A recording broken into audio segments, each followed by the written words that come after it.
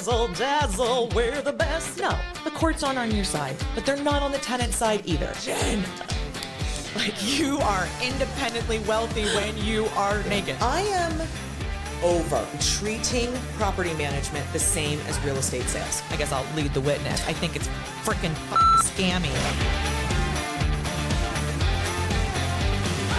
Welcome to Hold It with PM Jen, the show for real estate investors who buy and hold forever and ever. Amen. Hey holders, welcome back to another episode of Hold It with PM Jen. We're in the middle of a 3-part series where we're exploring using remote team members, sometimes called VAs or virtual assistants, but we prefer the more humanity-focused remote team member term. Yeah, we're exploring how do we bring those into our investment business, and we talked last week with 𝐬𝐮𝐬𝐫𝐞. He talked a lot about how we can hire them and find them and why do this. We're going to talk with our Director of Operations, 𝐸𝐮𝐬𝐫𝐞, today. She is integral to how we've been so successful running a 5 to 6 person remote team based out of the Philippines. She's going to talk in real practical terms about how we're going to onboard these folks, hold them accountable, and make them successful in the roles. So you might be wondering how you can do this. Well, I've got 2 deals for you. One, you need to pay these people. So moving money all around the world and converting it, it's a huge pain in the ass, let me tell you. And I've been doing it now for just about 6 years. But with 𝐬𝐮.com, WISE, you do this super, super easy. Use the link in the information for this podcast to get a fee-free first transfer into WISE. So basically, I put my money in there and very quickly and easily pay or reimburse my employees, and it gets to them immediately and very low cost to me. Also a great deal for you, BetterWho, HWO.com. That's Jay's company, and I work with them personally. I've gotten several remote team members placed through them, and they're offering you a special deal, $500 off your direct placement fee for hiring a new remote team member, and that is if you use code PMGen. All right, buckle up. This episode's going to be fun of sisterly quipping. Welcome back to Hold It with PM Jen. I am the PM Jen. That stands for Property Manager Jen, and I'm bringing you this, what might be the last, might be the first, might be the second in a 3-part series of how to hire a remote team member for your real estate investment business. Today's episode is featuring my #1 repeat guest, 𝐸𝐮𝐬𝐫𝐞. That's right, new name, new lady. She's married now, folks. Get your dance cards away from her. She's not signing. Why Jesse's here today? Jesse is one of the reasons that remote team members have worked out so well for us here at One Focus. And she is in charge of the finding, like the recruiting, the hiring, onboarding, and training in various capacities, depending on the role. Jesse, welcome back to Hold It with PM Jen, your favorite show and mine. Yes, mostly yours, but also my favorite show. Mhm. Get too much into what you're bringing us today. I want to tell quickly the story of starting with remote team members. So I started the business in 2012, had real life people working for me, both paid and unpaid. So there was a local school, like an admin school. It wasn't like young people. This is people being retrained from previous careers in admin things. We would get free interns from there, and then of course hired help. And it got to the point where there were a lot of data entry things going on. And that was my first exposure to workers from around the world. There's a company we work with that is based in India that has teams specifically trained to do a lot of routine things in property management companies, like entering rent checks, entering invoices, doing renewals, things that you're not really talking to the tenants and things. You're doing more of these things at our instruction. And so we started with them. We still use them, by the way. They are just so amazing. We don't know their names. It's Orange team at this company. And so it's a team of people who are cross-trained, and they do this with very little interference from us at an incredible price. Anyway, as time went on, I started having trouble in 2 different areas of my business. So routine, like executive, or not executive, but like admin functions, some bookkeeping stuff, and then maintenance coordination was a big one that we were finding it difficult to have those roles done by US people working out of our offices with all of those factors. And so people in property management were talking a lot about, they called them VAs at the time, or virtual assistants. And we pretty routinely here call them remote team members. That's our vernacular. Some people call them global team members, but we like RTMs.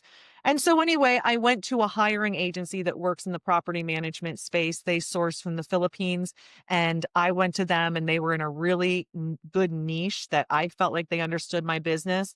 And we hired 3 remote team members at once in January 2020. So an executive assistant for me, a leasing assistant for the property management department, and a maintenance coordinator for the maintenance department. We brought them on in January 2020, and I famously say we had them in our office the first day, and I drove home from my office that night and said, "The bar's been raised, motherfuckers. The bar's been raised." These people were so good on their first day. And we'll talk about what first days for remote team members are like around here. But their first day, just that on those onboarding tasks, the energy, enthusiasm, positivity, and gratefulness they came to it with was so refreshing. And really, the way they deliver on their tasks and their roles does raise the bar for everybody else here. Jesse, you joined the company at the end of Also in 2020? 2020. Yeah. Big year At the for One Focus. at the beginning of 2020 or end? Yeah. The The end. end. And you had actually done some time in the company for a month or so just at the end of 2019 when we did our rebrand. So you had a look into our company operationally pre-RTM and then a year into having RTMs. When you look back on that time 6 years ago, what were some of the differences pre and post RTM edition at One Focus? The adherence to processes and policies is just second to none now.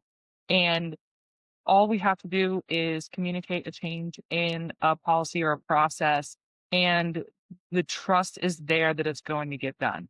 And historically, pre RTM, that was much more difficult. Our US staff were much slower to change, resistant to change.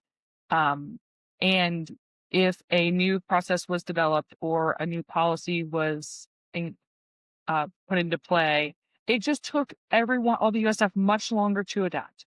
And it had to be checked on, it had to be inspected, it had to be audited.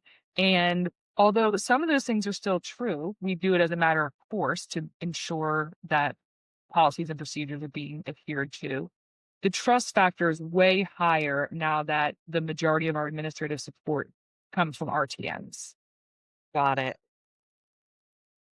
When I think about what I expected versus what I got, so I expected when I added remote team members to my team, um, lower labor cost. I thought I could throw more labor for the same amount of money at these problems. I wanted labor to solve and make things run better around here. So I expected more hours going to it. I expected it to be difficult for them to comprehend US housing, US customs. When I think about what I actually got, I got so much more than just cheap labor. This is not just cheap labor. This is really expert work. I was really impressed with how creative they are, how resourceful they are, and yeah, how good they can be at problem solving when properly managed. They get us so much more than we get them. And I was talking with Lindsay when I recorded with her. They are bilingual in more than just language. They are bilingual in culture.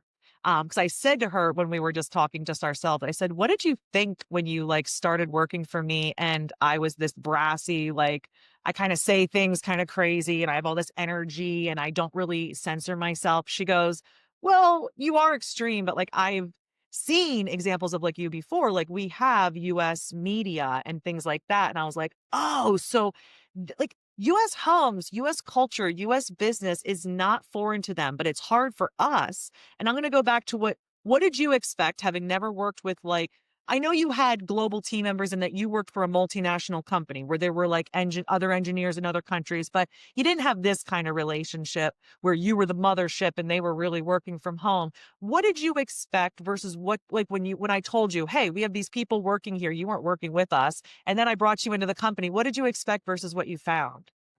I expected a whole lot more um, work from home shenanigans. They started in 2020. I started here in 2020, and 2020 was big boom of work from home culture in the US because COVID hit.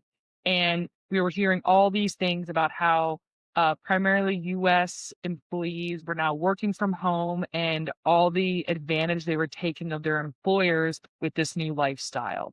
They were having mouse movers and they were just doing all kinds of number of crazy things to trick their employer into thinking that they were working and putting the hours in. And I was ready to really manage that and catch them in the act of being bad. And gosh, I haven't even thought about that in so long. It's not even a factor in my daily life, weekly life, monthly life. I have just no concerns about that. The trust level is so high after years and years of experience with these people. So I will say I expected coming into this to trying to avoid being taken advantage of as a foreign employer of these folks.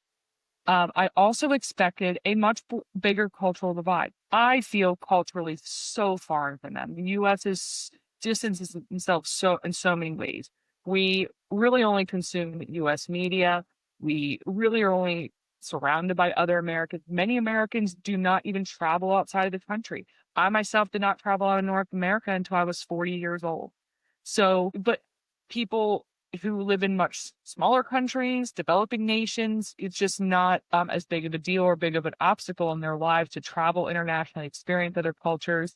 And culturally, we are so less foreign to them than we are to them, than they are to us. I mean, like you said. So sure, there are things that they don't live with on the daily in their households as far as systems and building materials and things are concerned, but they are very familiar with how Americans interact with one another and resources available to the average American because of their access to media. Yeah. So let's talk about, and again, this podcast is for the real estate investor, and I'm going to paint a picture. They're at 30 or 40 doors, which is when you really start struggle bubbling, right? You're out there trying to do the work yourself. Things are falling behind, vacancies high. You often are permitting non-compliance, things like that. And at that point, people are going to come to a manager like us, or and that's really hard for them when they've reached a success level of 30 to 40 doors. It is hard to put a property manager in trust of that. I think it is much more attractive to that person to entertain hiring a remote team member, right? From an affordability standpoint, from a place to work. I mean, I simply just don't have to have an office for them or buy a desk or computers or any of that or pay for their phone. So that's the mindset of the person we're talking to. So they've listened to these podcasts and said, geez, Jen's really smart. I called Better Who. I use code PMGen, save $500. I now have a full-time property management assistant who's going to be my, new lifeblood. What does the first day look like? 30 days, 60 days, 90 days.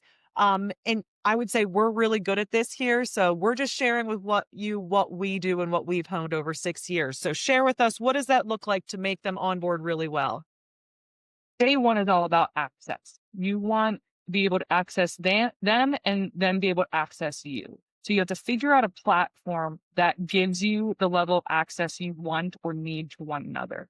We need live real-time access to our remote team members. So we use a software. We use Zoom. There are others out there, Slack, you may have heard of, that gives us real live access via phone, chat. Of course, we always have email, web, video calls, live all the time. So the first thing we do is give them access to that system so that we can interact with them live.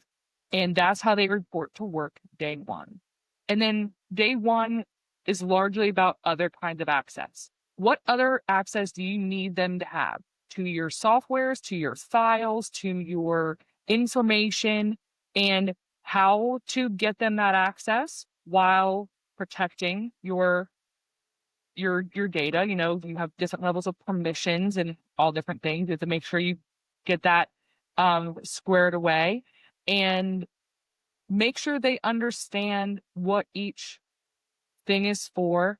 And then I prefer to start with training them on your business, who you are, what you do, who you serve, their core accountabilities, what they're going to be responsible for. And hopefully they know that based on the interview or job description process, but making sure they have a very clear understanding from day one what the end goal is here, what they're going to be ultimately accountable for at the end of this 30, 60, or 90-day training program. We have some roles in bookkeeping that those training periods go out 6 months just because of the rev cycles, right?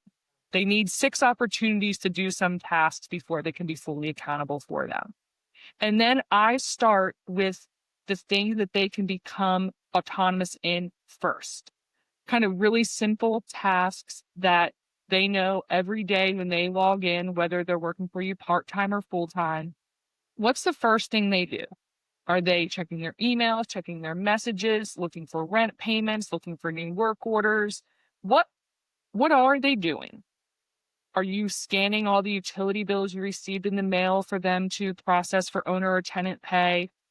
First things first, get them independent in some tasks so that you're not tethered to them 100% of the time. It can so quickly become a burden to you to always have this person looking to feed off of you. And that is something that I think is very important to understand is these remote team members, whether it's a cultural thing or what, they come seeking work when they don't have enough work. They are not just going to be quiet, sitting idly by.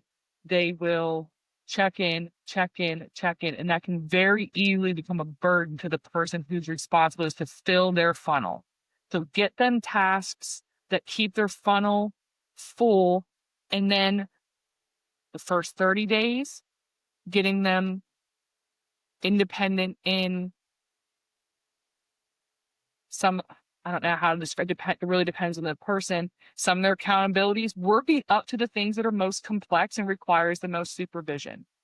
And the majority of our positions have a 30-day core accountability training timeline, with 90 days being the end of their kind of probationary period. And we expect them to be fully accountable in their roles, with very few exceptions, like I said, for bookkeeping and whatnot. At the end of that 90-day period, they should be able to log in and do the vast majority of their tasks and accountabilities with minimal supervision, with minimal instruction. That's what we're looking for. And the result should be that if they are not at capacity, that they are letting you know. So that is how we start people and get them up and running. And that's a lot easier said than done. But I have found that the onboarding and training program for administrative support personnel globally goes easier for the trainer than it is for a US employee. That's just my experience with it, having managed US and remote team members for years now and trained them and onboarded them. They figure things out faster and more independently than their US counterparts. Yeah, I've also found that. What do you advise? Because really, all of our supervisors of remote team members here, when they join our company, this is the first time they've ever done it. So, what are some of the words of advice you give to the new accounting manager or property supervisor or vendor coordinator to say, hey, you get to partner with this person, they report to you. How did you teach them to manage that person? Well, I teach them the importance of checking in, whatever that looks like for that role, that it's important that this person feel connected. And we are limited on that because they're on the other side of the world. So you can't just swing by their office on the way to get a cup of coffee and darken their doorway and greet them and ask them how their evening was and if their child is feeling better and whether, how things are going personally. You have to make the extra effort. You have to schedule it and you have to make the extra effort. And over time, those check-ins may look different, but you can only imagine the solitude that you must feel sitting in the middle of the night on the other side of the world in your home. You have to be the initiator on the US side. So that is your responsibility, manager of an RTM. That is your onus to take the initiative to check in with people. That's really important. And otherwise, I encourage them to treat them with the same amount of professionalism, respect, kindness, and grace that you would extend an American counterpart, right?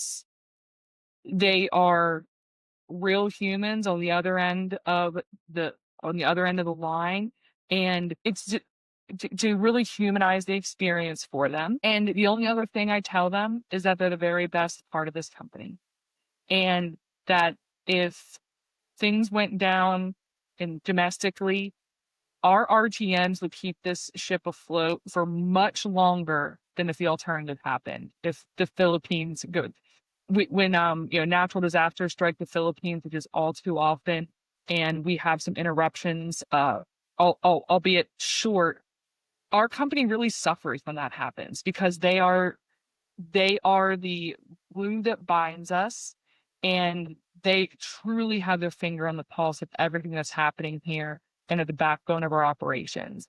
And we need to act like it. We have the old adage of we need them more than they need us.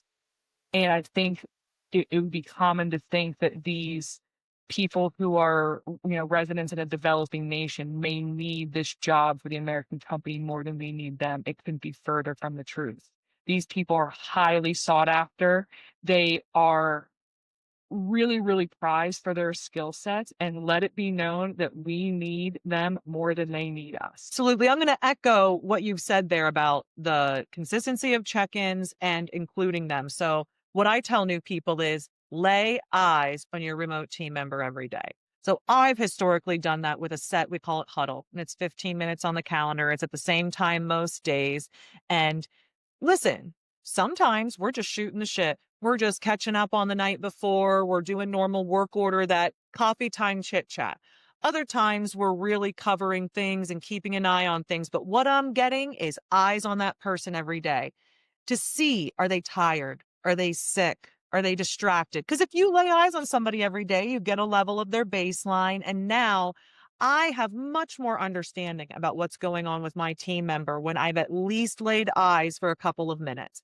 So the check-in is hugely important. And then to inclusion, and I want to jump in on this, and I think it's one of the reasons we're so successful in getting such buy-in and good work from them, is that we treat them like the US team. And one thing is that we invested in an OWL. So we have, a lot of one-on-one meetings, or, you and I and one of the remote team members might be in a meeting, and Zoom's great for that. But what about when there is people around a table and we want to include one or more remote team members?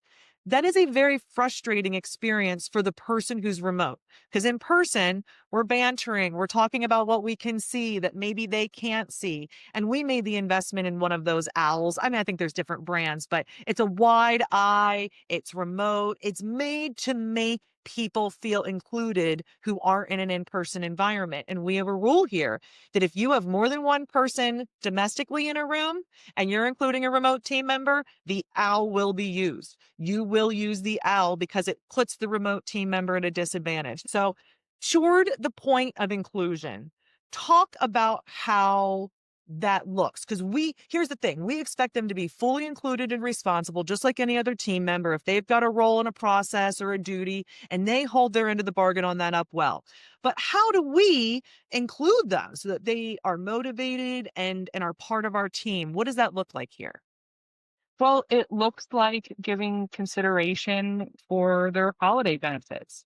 So the US team has certain holidays off, and we don't just give our remote team members those same holidays off. Believe it or not, the Filipinos aren't over there celebrating American Independence Day.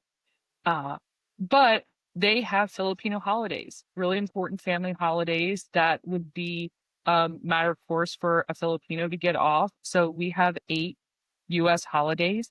They have 8 Filipino holidays. Some of them coincide and some of them do not, meaning that some days we are open and we do not have our remote team members working. And that means that some holidays the US team members aren't working and they are.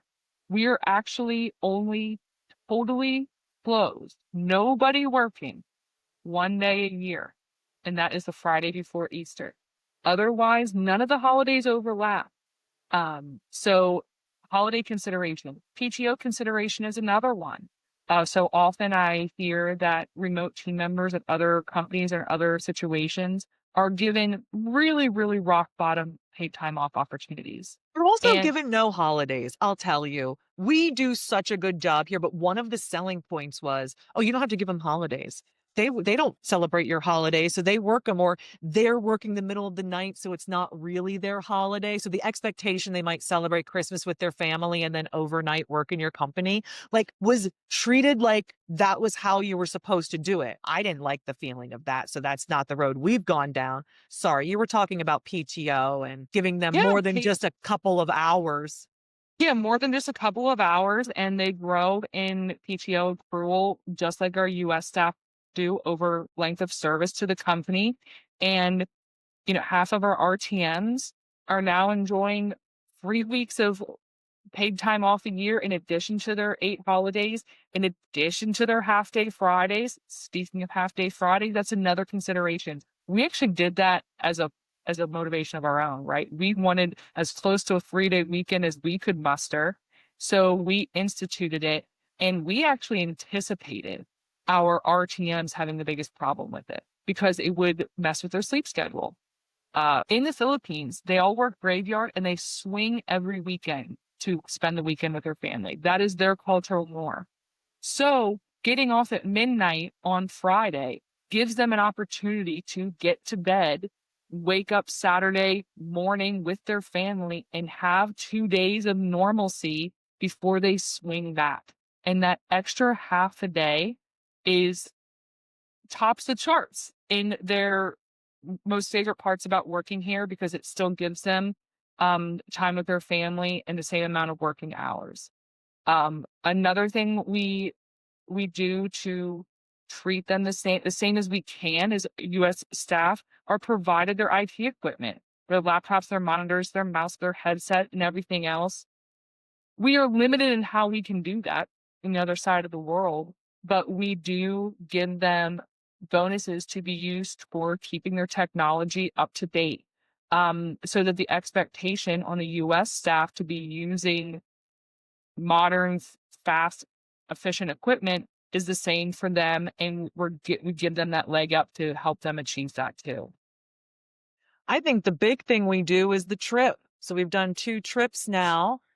Well, and I was thinking of that. We do a lot of, maybe not a lot, but we do employee incentive and employee engagement, employee relations activities here in the US, meals here, outings here and there. We're actually all going to a hockey game this Saturday together. And those things are fun. And our Filipino RTMs can't s- engage with that, but we kind of save it up.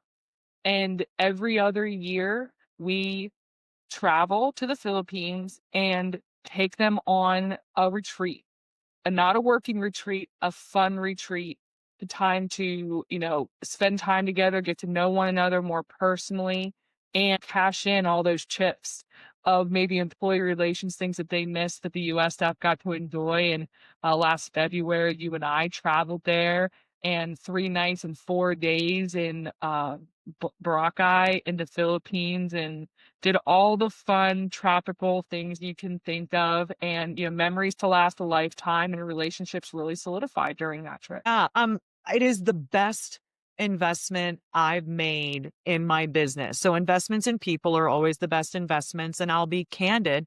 So when we did this the first time, it was what, January 23 we went. My so Yep. I hired these people in 2020, beginning of 2020, and very quickly realized that they were going to be such a big part of my business. I didn't anticipate that. I really thought they were going to be these far off workers. I never thought I was going to want to bring them to America, bring them to a conference, or have them last as long as they've lasted. And so in 2021, I was like, well, shoot, I'd love to go to the Philippines. Well, there's travel bans. You can't go to the Philippines. And so once the vaccines came out and things opened up, we planned a trip for January 23, and I went with my husband. $11,000. So $11,000. This was planned kind of late, and we went extreme. I mean, I didn't go first class flights or anything, but it was 2 of us, from here to the Philippines. We stayed a long week. We stayed in first class hotels and accommodations when it was just Dave and I. And then we got a beautiful villa to accommodate all of us, private chef, a car, catamaran day. I mean, we brought massage therapists and pedicures and things to the villa. We did it up. And that 11,000 was tremendous for retention of those 6 people. I was able to treat those 6 people to this. And we did about the same cost this last time. It was a little bit of a longer stay, and we brought everybody to Boracay, and we actually rented like a restaurant with rooms above it. We rented the whole place, had run of the joint in Boracay Island, and did the full day catamaran, ate everything at beautiful restaurants. Because once you get there, things are actually quite inexpensive. And I see this as, a tool. Separate that 11 grand out across 2 years. That is $5,500 a year I'm investing in the retention of that team of 5 to 6 people. By the way, the retention of the Americans that get to go and do that. And I won't keep going, but members of my team will. So I imagine hopefully in a year, we're sending other people here to go and enjoy that time with them and build that. And I'll tell you, when we go there, we're treated like royalty. Anybody who hears that we are an American company coming to visit our remote team members goes, "What are you talking about? Can I work for you?" Like, it is so unheard of for an American company to come and invest that way. But when I tell you, it's only a little bit of money. It's really not that much. And once you see what they do for your company, it's the best. What was your favorite part about going to the Philippines earlier this year? It had to be meeting these people in person that I had worked with for 4 years at that point. Day in and day out, only having a electronic relationship with somebody, and to see them in real life it was kind of surreal. Seeing them in the airport, we were all meeting to go to the island together, getting picked up at the airport by another one. It was very, very surreal. On top of, I particularly really like adventure travel. You're not that into it. You're more of an all-inclusive girly, and I'm more into adventure travel. Of course, I got to do things I had never gotten to do before, helmet diving and zip lining and uh, just traveling around a developing nation is adventure traveling in and of itself. And taking that longest commercial flight in the world is a feather in my cap that I didn't know I wanted. But here we are. If you've ever spent 21 hours in a plane, it's really something to kind of lose a whole day. All of it was something that I may get to repeat, which is unbelievable. But if I didn't, would stand out as a really, really awesome opportunity and time spent with really, really amazing people that you don't normally would choose to travel with your coworkers. But it's so comfortable. I loved You when we went vacation there. from your coworkers, and these I vacation to them. It's a different kind of experience. Right? I'm not a good traveler. You bring that up. I'm not super adventurous and love going places where they don't speak English all the time.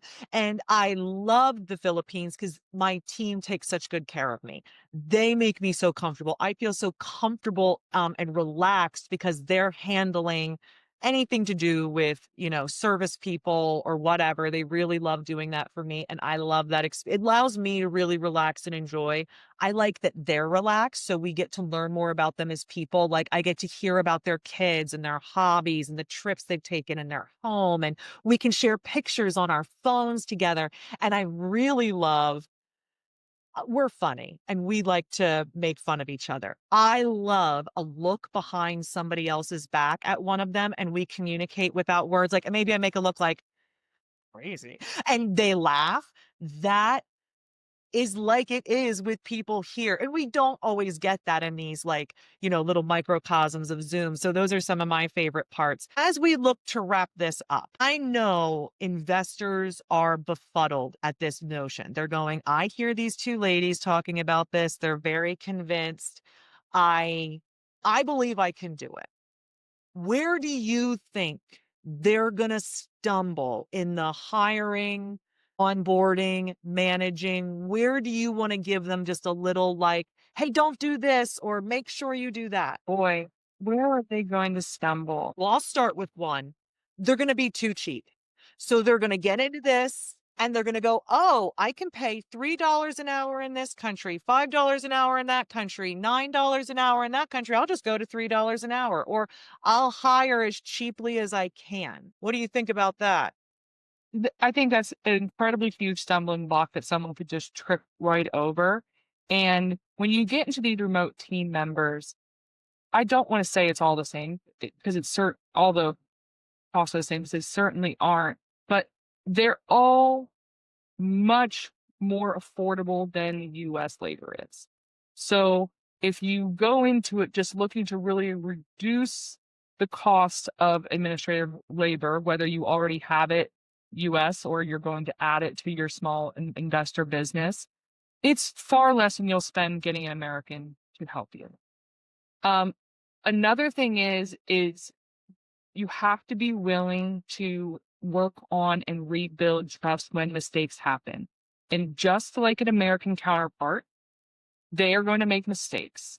They are real humans and they are going to make mistakes. And although they are tremendous process followers and guideline followers, they will make mistakes, and you have to be willing to see them through those times, just like you would an American counterpart, with maybe increased supervision in some areas and a disciplinary process, just like an American employee as well, even though it can be so easy to cut them off and either take it all back in-house or hire a different one. Gosh, and that is something that is something to think about too, is when it is time for a relationship with a remote team member to end, how much easier it is on me, the employer, to do that. And of course, over years, you build relationships with these people, so it gets difficult to have those conversations and whatnot.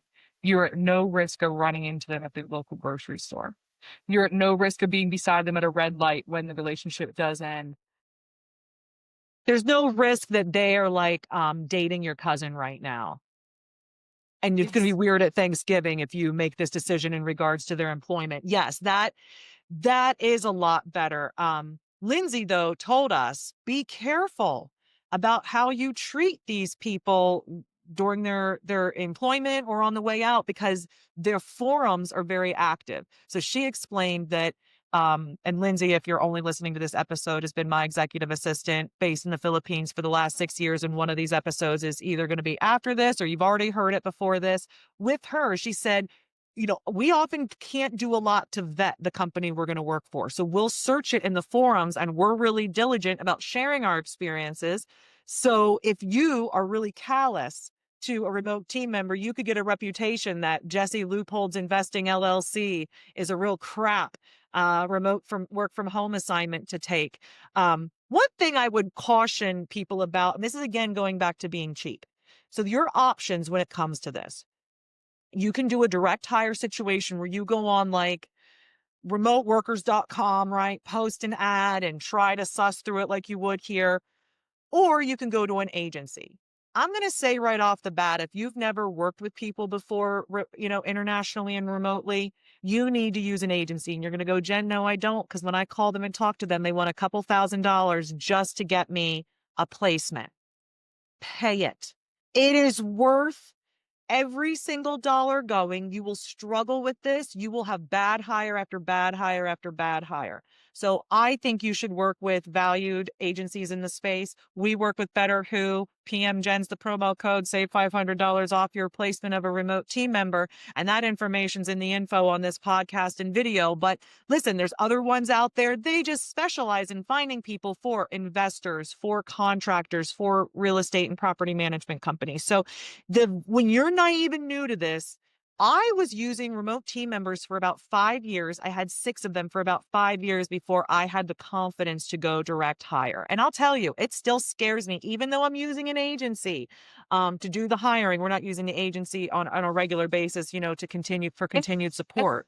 And the most desirable global talent is working with agencies. They're not out there on Facebook Marketplace looking for a remote work position for a U.S. company. They are hooked up with a legit agency trying to get a legit work from home opportunity with an American company. And for no other reason alone than it takes a lot of the question marks out of things.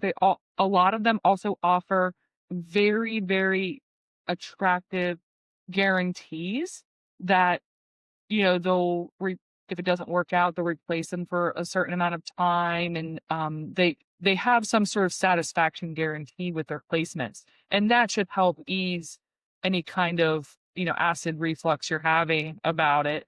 It will cost you a couple $1,000s up front for the placement, but it pays back in dividends very, very quickly. Super, super fast. So to wrap up, I want you to tell me the value you see in an investor dedicated to self-managing. What is the competitive advantage that remote team members present to that person in that situation? The competitive advantage is that you have your time back. And everyone I know values their time, has a very high value put on their time.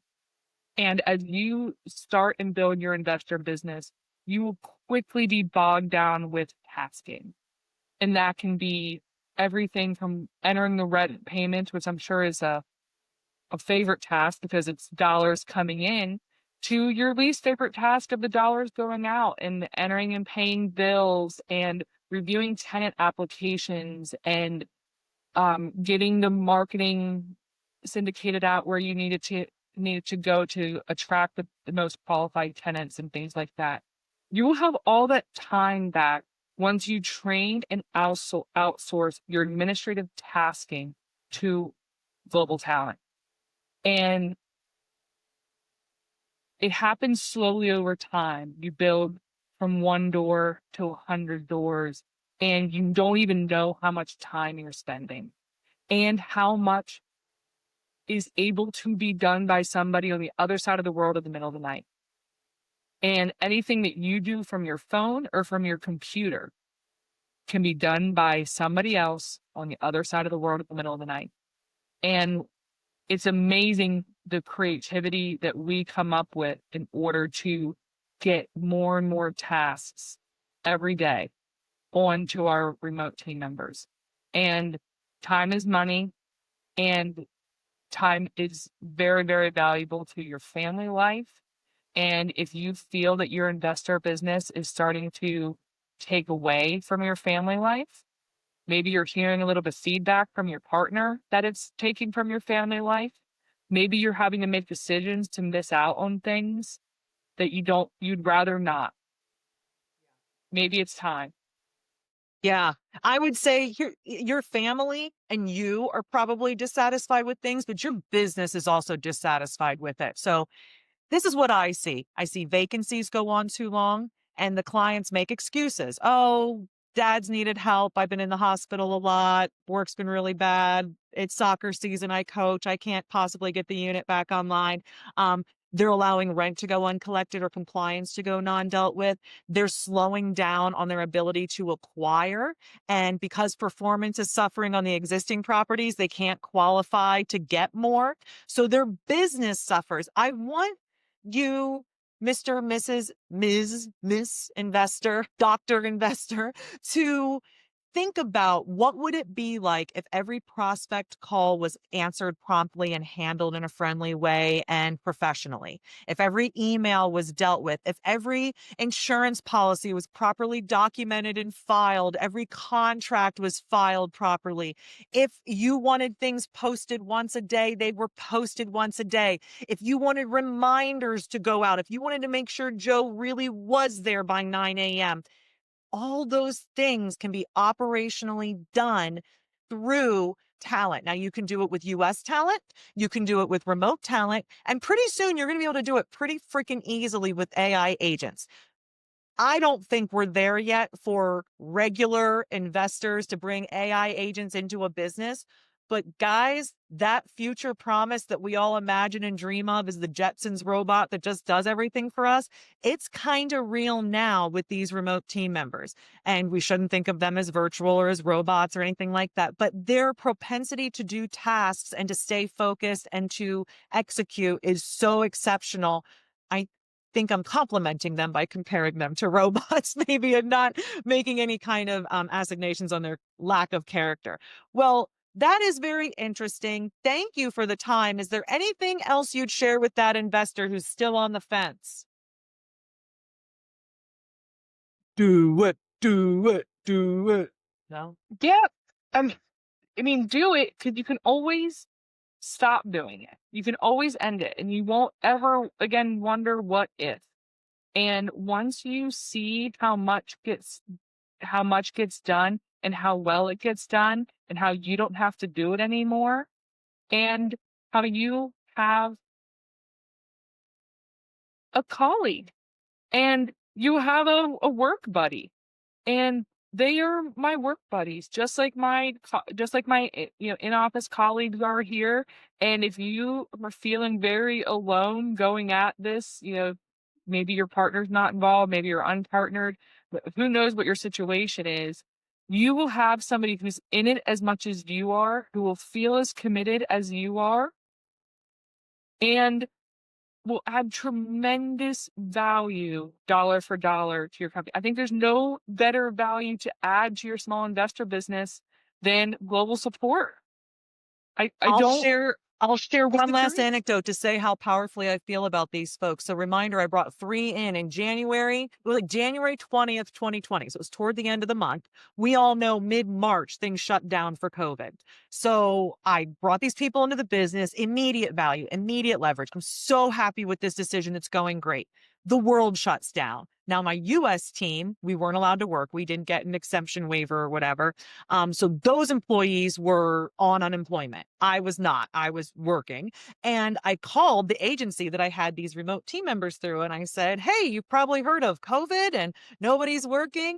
What can I do here? Like, if we're not open, can I lay these people off, call them back in a couple of weeks? And they explained, no. If you are done working with them, you're done working with them. And if you came back to hire, we'd be starting fresh. These people would go get other jobs. And I very quickly decided, oh no, these people I will pay. I will keep them on. It is worth it. And I had my team at home earning unemployment. As soon as I could get them back to work and get them doing things or have them working remotely, I was doing that.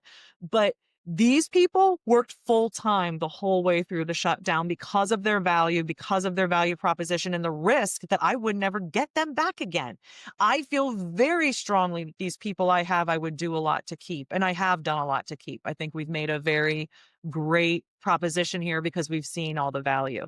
Holders, you've held in for the whole hour. I can't thank you enough. Actually, it's been about 46 minutes. So thank you so much. This has been one of the 3 episodes in my series about how to hire a remote team member. If you have questions, if you have disagreements, hop on my socials, write me an email, hiwpmj@onefocuspm.com. I'm just a girl with an email address. You can send me an email. I'll probably send you a video back. I love to chat. And by the way, I'm always asking for something on here because like 2 people listen to it and they really like me. I'm booking speeches for next year. So I'm going to real estate investor conferences. I am a keynote speaker now, guys. So I do breakouts. I do keynotes to investors. So I'm looking to do a bit of a country tour, not just a Pennsylvania tour next year. So call me, offer me a spot. I'd love to do it. Thanks Really again. delivers, guys. She really delivers. I saw her on that stage in Orlando, and she was the best thing they had going there at that conference, and prepared and on point and delivering just tremendous value to the audience. You know what we say? Give them the old razzle dazzle. Dazzle. Anyway, I give them the razzle dazzle. Holders, you've held on long enough. Thanks so much. Until next time. Well, hopefully you find our sisterly antics charming and not irritating, but you've made it to the end of the episode, so it couldn't have been all that bad. Hey, just a reminder, if you want to make your first transfer into 𝐬𝐭.com to pay your remote employees quickly and easily and safely, do that with the link in the information for this podcast so you can make that first transfer free of fees. And then with betterwho.com, if you use promo PMGen, you're going to get $500 off your direct placement of a new remote team member. I use them myself. I wholeheartedly stand behind them and hope you will too.